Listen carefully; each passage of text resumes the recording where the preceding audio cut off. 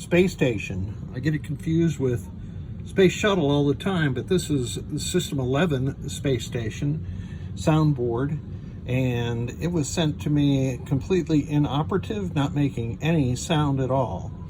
So the procedure that I follow is to test the 6821 in my Neolock tester, to test the ROM in my ROM burner, and to test the 68B09 EP in a working WPC MPU board.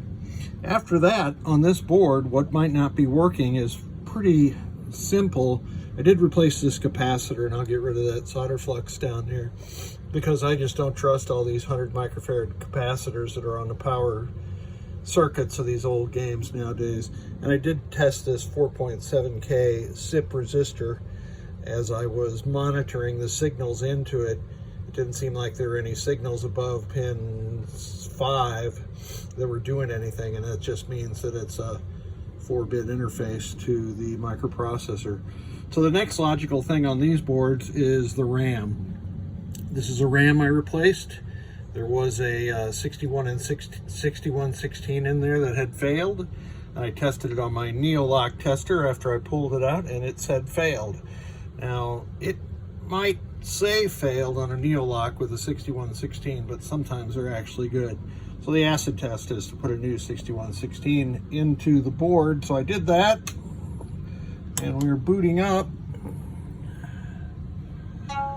And good news, we hear the dong.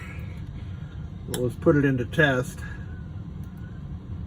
And these sounds are coming from the soundboard.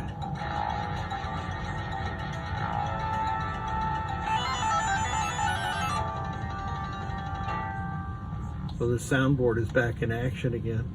We can advance to the sound test.